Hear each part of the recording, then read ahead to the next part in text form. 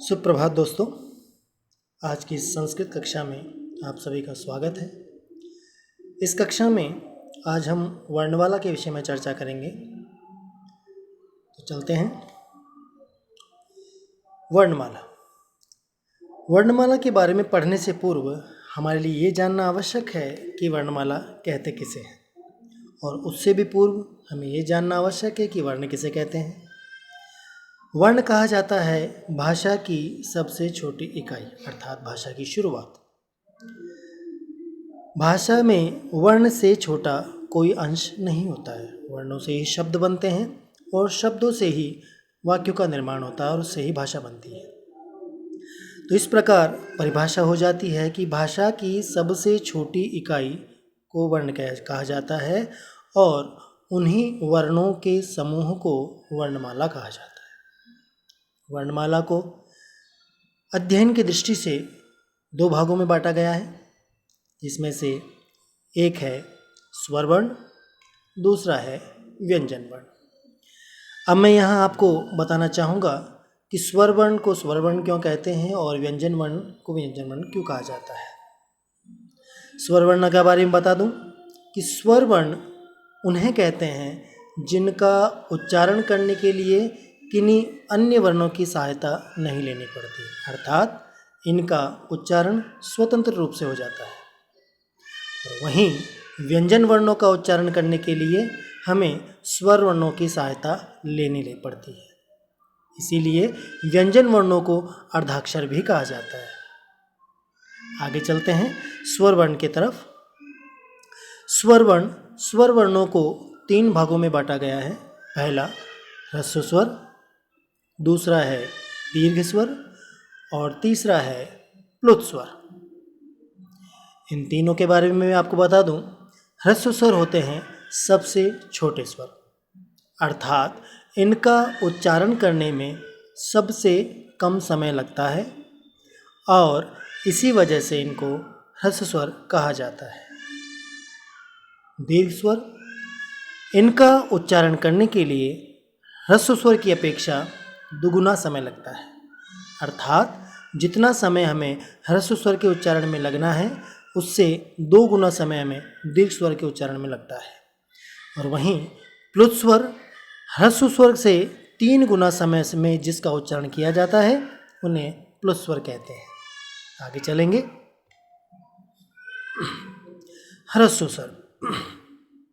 ह्रस्व स्वरों की संस्कृत वर्णमाला में संख्या है 5, जो कि इस प्रकार है। अ, ई, उ, री, ऋ। ये 5 ह्रस्व स्वरों की गणना में आता है और इन्हें एक मात्रिक स्वर भी कहा जाता है, अर्थात इनमें एक मात्रा होती है, इसलिए इन्हें एक मात्रिक स्वर भी कहते हैं। आगे चलते हैं। दीर्घ स्वर। संस्कृत वर्णमाला में दीर्घ स्वरों की संख्या होती है 8, जो कि इस प्रकार है। आ, ई, उ, री, ए, ऐ, ओ, औ। ये 8 दीर्घ स्वर कहलाते हैं और इन स्वरों को द्विमात्रिक स्वर भी कहते हैं। द्विमात्रिक इसलिए कहा जाता है कि इसका प्रत्येक स्वर 2 ह्रस्व स्वरों के मिलने से बना होता है, इसलिए 2 मात्राएं होने के कारण से इन्हें द्विमात्रिक भी कहा जाता है। आगे चलते हैं। प्लुत स्वर। प्लुत स्वर कहलाते हैं, इनकी संख्या भी 8 होती है और ये इस प्रकार है। आ, ई, उ, री, ए, ऐ, ओ, औ।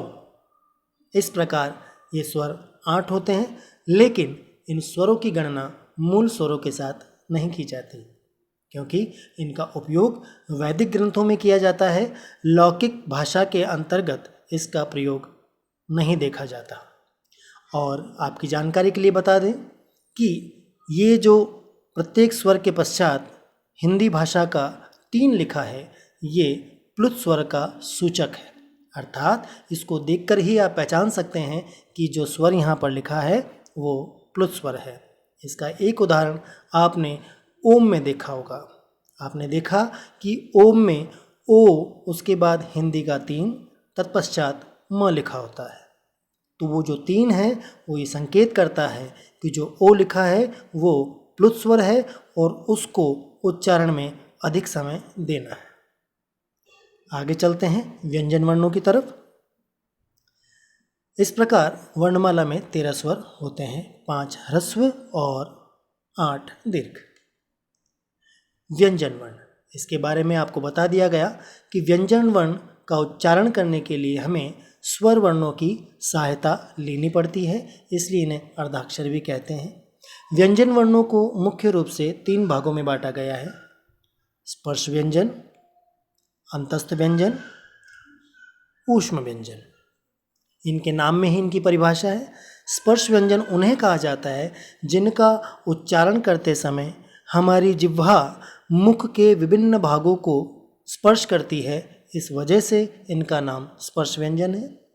अंतस्थ व्यंजन, अंतस्थ का तात्पर्य होता है अंदर स्थित, अर्थात इसमें आने वाले वर्णों का जब हम उच्चारण करते हैं तब हमारा मुख अधिक नहीं खुलता और मुख के अंदर ही इनका उच्चारण हो जाता है। तत्पश्चात ऊष्म व्यंजन, ऊष्म का तात्पर्य होता है गर्मी, अर्थात इसमें आने वाले वर्णों का जब उच्चारण किया जाता है तो मुख से ऊष्मा निकलती है, गर्मी निकलती है। चलिए अब इनमें कौन कौन से वर्ण आते हैं ये जानते हैं। सबसे पहले स्पर्श व्यंजन। स्पर्श व्यंजन के अंतर्गत 25 वर्ण आते हैं जो कि क से लेकर म तक होते हैं, जो इस प्रकार है: क, ख, ग, घ, ङ, च, छ, ज, झ, ञ, ट, ठ, ड, ढ, न, त, थ, द, ध, न, प, फ, ब, भ, म। इस प्रकार क से लेकर म तक इन 25 वर्णों को स्पर्श व्यंजन कहा जाता है। आगे चलते हैं अंतस्थ व्यंजन की ओर। अंतस्थ व्यंजनों की संख्या 4 बताई गई है, जो कि इस प्रकार है: य, व, र, ल। जैसा कि इसकी परिभाषा में ही आपको बताया गया था कि इनका उच्चारण करते समय हमें मुख अधिक नहीं खोलना पड़ता और इनका उच्चारण मुख के अंदर ही हो जाता है। आप चाहें तो इनका उच्चारण करके देख सकते हैं। आगे चलते हैं ऊष्म व्यंजन की ओर। ऊष्म व्यंजनों की संख्या भी 4 होती है, जो कि इस प्रकार है: श, श, स और ह। अर्थात ये 4 वर्ण होते हैं और उच्चारण करके आप देख सकते हैं कि इनका उच्चारण करते समय हमारे मुख से घर्षण करके गति से ऊष्म हवा निकलती है, गर्म हवा निकलती है, इसलिए इन्हें ऊष्म व्यंजन कहा जाता है। इस प्रकार संस्कृत वर्णमाला में व्यंजनों की संख्या हो जाती है 33 और संपूर्ण वर्णमाला में 13 स्वर और 33 व्यंजन मिलाकर के वर्णों की संख्या होती है 46। धन्यवाद दोस्तों, आशा है ये कक्षा आपके लिए लाभदायक होगी। यदि कोई समस्या हो, कुछ समझ ना आता हो तो कृपया संपर्क जरूर करें। धन्यवाद।